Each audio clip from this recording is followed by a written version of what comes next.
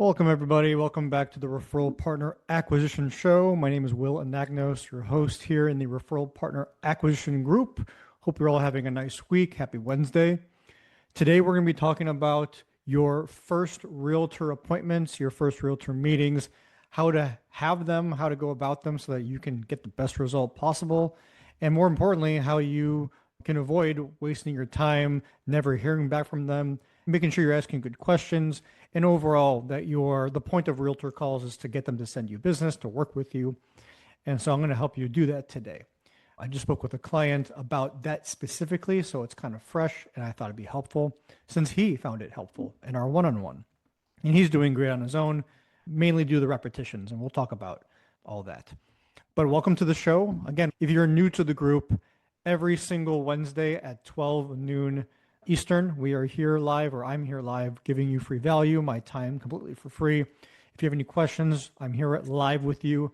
Ask them below. If I don't see them live, if you see this late on the replay, that's okay. Ask the question down below, and I'll get back to you. And if you've been in this group for a while, welcome back. Please let me know that you're here by slapping that like button, slapping that love button, share some love. I love you guys, so let's get started. Your realtor meetings. Basically, I'm going to give you some context first. When a loan officer or a mortgage broker is attending a meeting, let's just say it's a phone call. From the many loan officers and brokers that I've spoken with, the ones who don't really request help in this case, I ask them questions. How do your calls go? What kind of questions are you asking? And what's the result at the end of the day? A higher percentage of people don't know what they're doing, or they don't have a strategic flow to what they're doing in their meetings. And what that's leading to is they're booking calls with me telling me, well, I have no problem meeting agents, but after the first meeting, I don't hear from them ever again. They ghost me. Or I hear from them and they keep telling me, I'll let you know when if I have a referral to send you, but they never actually do. And that's actually sometimes even worse than getting ghosted. You kind of want to get ghosted at that point instead of being misled. Or the worst case scenario, this is my least favorite. You speak with an agent. It's a good call. Maybe you spoke for an hour. That's an hour of your time. That's a lot of time. And people charge hundreds, if not thousands of dollars for their time. And so that's something that you need to ask yourself. What's an hour of my time worth? And what happens is you spend an hour, maybe 2 hours on 2 phone calls with 2 agents, and you leave the call with, nice to meet you. We'll talk again soon. We'll keep in touch, or I'll email you info and we'll pick it up from there. That non-strategic approach is what leads to all the pain points that I have seen in my time in this business. And over the years, I've been able to remove those bottlenecks so that these calls aren't just one-offs, but they become an actual referral partner of yours. Now, not everyone you speak to is going to be a referral partner, but when you have a strategic flow to your approach, you're able to identify what works and what doesn't, and then stick to what's working and ultimately get a better result, acquire more referral partners, acquire more referrals, and hit your record year and try to repeat that the next time and be on a trajectory that typically you want to be on. So this is how our clients are, and this is how we teach them to attend their first calls. But let's talk about how you should have calls. So first, your first realtor meeting should not be a coffee meeting. It's way too early for that. Most likely you should be paying for them, paying for coffee, paying for lunch. But don't be another one of those posts that I see. I spent $200 on sushi and never got any referrals. You shouldn't try to buy your referrals. So the first meeting should absolutely be a phone call. Everybody's open to a phone call. You're removing any sort of those individuals who may not be so camera friendly yet.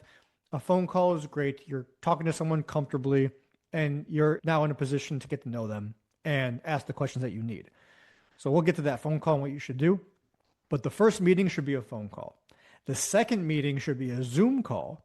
And the third meeting should continuously be a Zoom call, or if it makes sense, meet them in person.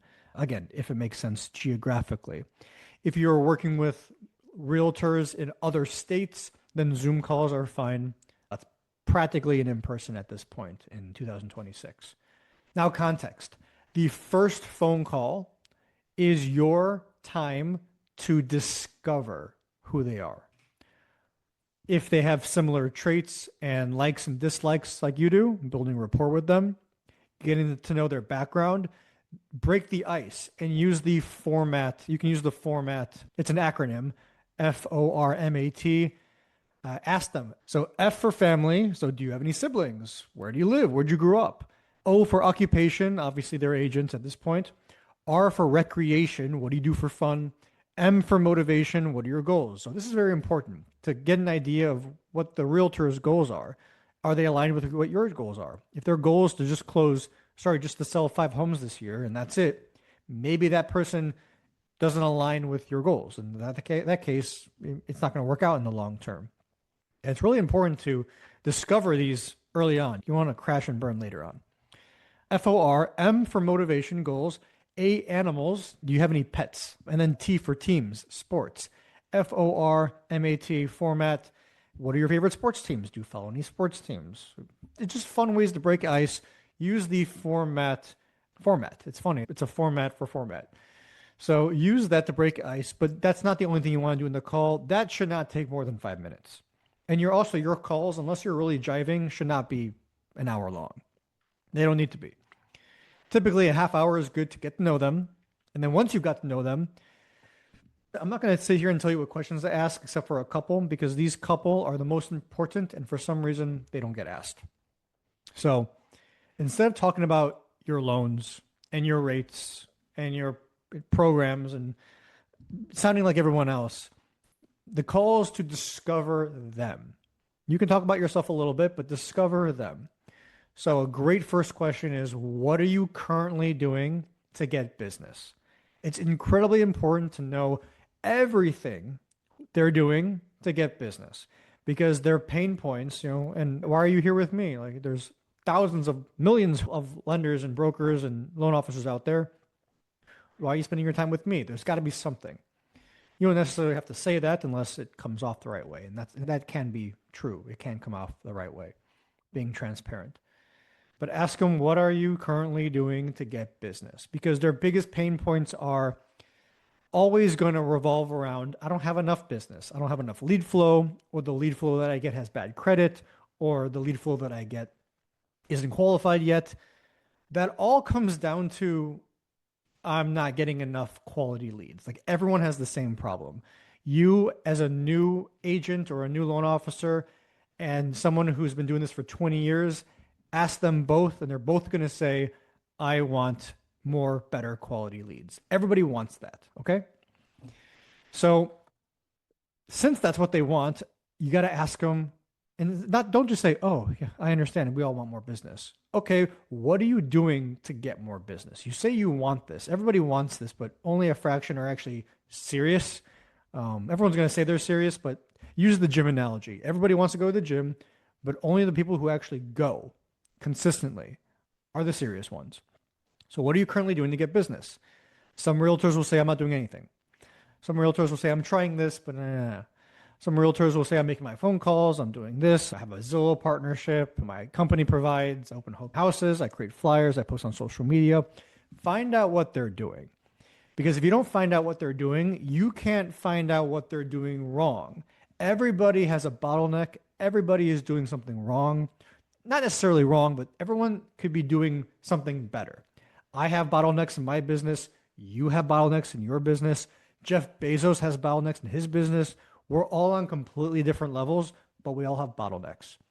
So find out, what is the bottleneck? What are you currently doing to get business? And, oh, I make my phone calls hypothetically. I host open houses, and that's about it. Okay, suggestion. And it's good to have your suggestions ready. Are you leveraging Google to get business? Most people will say, yes, but I'm not getting anything. Or, no, I haven't made time to set up my account. So right there, you have found something that you can help them with. It doesn't have to be Google. It can be any sort of profile. You can ask them. But first find out Maybe they are already getting business on Google. Maybe they're already running ads. Maybe they're doing it organically through the Google posting and their Google business profile, and reviews is helping them get exposure. So don't just get to that. Don't just say, hey, I can help you with XYZ. Find out what they're currently doing. Then once you know what they're currently doing, you can make a suggestion about what needs to be done. And then that prompts you to schedule, and before the first call is finished, that prompts you to book the second call, which is going to be a Zoom call, where you're going to be like, okay, this was a great first call. I think I can help you with X, Y, and Z. You're currently doing this, but this is missing, and I can help you with this, whatever this is that is discovered on the call. Everyone's going to need something different. And I can definitely help you with that, but I don't really know like the approach yet. Give me 2 days to make a plan, and let's do a Zoom call next week and or in 2 days or whatever. And I'll present to you a solution and we can go from there. That way, you've guaranteed now you're going to get a second phone call because you're scheduling it on the first call. People don't do that, but if you do, you're going to significantly get more referrals because you're going to have more meetings and more opportunities to help people. So set the second call before the first call ends and make it based around, we're going to do a Zoom and I'm going to share with you a solution to the problem that you've told me today. And a lot of my clients in the beginning, when they're first working with me in the start, they have a hard time asking those questions, or they don't even ask the questions at all. I'll have a meeting with one of my clients, or I'll have a meeting with a prospect who's not working with us. And they'll say, yeah, I speak with 5 agents every week, every 5 new agents, not new to the business, but new to me every week. And I'll say, okay, do you ask any of them what they're currently doing to get business? And I'll always hear, oh, no, I just talk about myself and how I can help them. And they'll reach out to me if they need something. Have they reached out? No. Maybe that's not the best approach. Because it hasn't been working for almost everyone I speak with, maybe it's just not the way to go. But it's comfortable and it's easy. And that's why people are doing it. What's uncomfortable is discovering and telling people up front, if your goal is to sell 20 homes this year, hypothetically, and you're just doing this, you're not on the trajectory. Now, I think I can help you. I think we need to add this. I'm not sure yet, but let's hop on a Zoom. Give me a week and I'll help you. They're going to find that incredibly valuable that you're going to do that. And second, when you actually do it, they're going to love you even more, trust you even more, like you even more. And that's going to open up the opportunity for them to send you the next referral when they have the opportunity to, because you're helping them with something that's very valuable to them. And that's how you're providing value. And then on the second call, that's where you present, you share your screen, you show them what you're going to help them with, the approach. And then at the end of the call, if it sounds good, if they want to do whatever it is that you planned with them, then that third call can be a Zoom if they're far away, or meet them for coffee, meet them for lunch, and implement that strategy or talk more on that strategy. But this time in person, or another Zoom call is honestly fine. But make sure that each call is productive and leads to the next thing. If your calls are just, hey, we're really nice to each other for an hour and I'll talk to you if I need you in the future, that typically doesn't work as well as a strategic call 1 is for this, call 2 is for this, call 3 is for this. And mutually, everyone's going to win. Let's say they're not getting enough business. If you solve their problem, they're going to get more business, which means they have the opportunity to refer you business, which means win-win for everybody. And well, if you do have any comments or if you do have any questions, guys, just let me know in the comments below and I'll respond to you afterwards. But that's just the roadmap that our clients are using that's working for them. And honestly, it would work for anybody.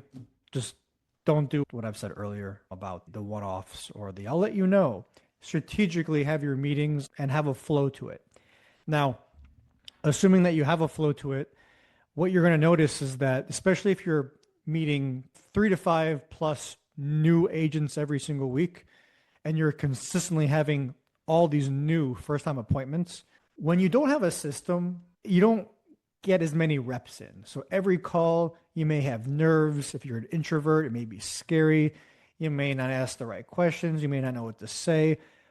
But it's like going to the gym. If you go to the gym every day for a week and you learn how to put in your reps in, you then are much more confident when you go to the gym versus on day one.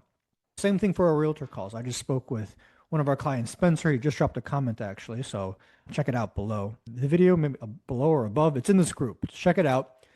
He's had countless calls And what he told me was, and I've heard this before from other people, but it never gets old. He says that from his first call to his, I don't know, 30th or 40th, I don't know how many calls, I have to look it up. But by the time he had 30 calls, he was like, I really know what to do, know what to say, know what not to say. And this skill is going to help me the rest of my career. And that's the biggest win of all.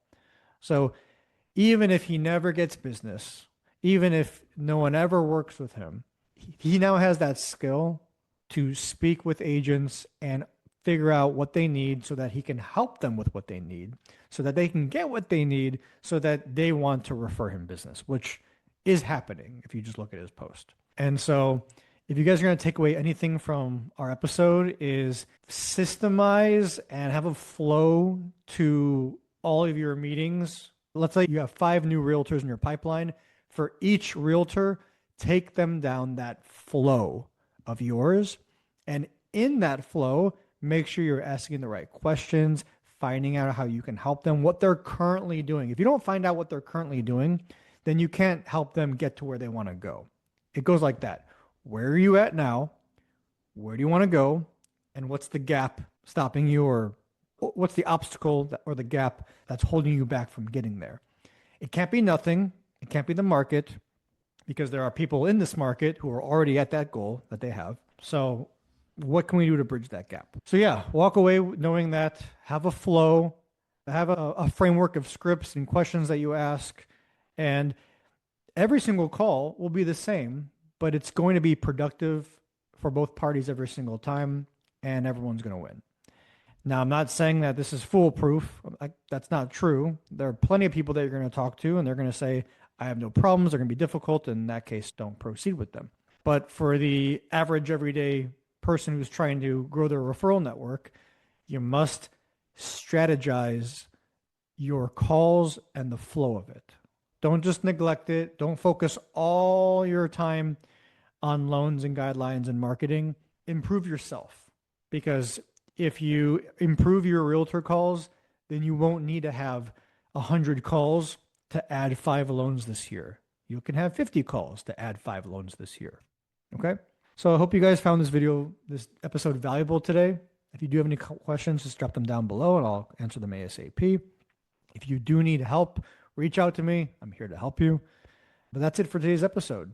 I hope you guys found this valuable. Realtor meeting tips. Have a great rest of your week. I love you guys, and I'll see you guys next week. All right. See ya.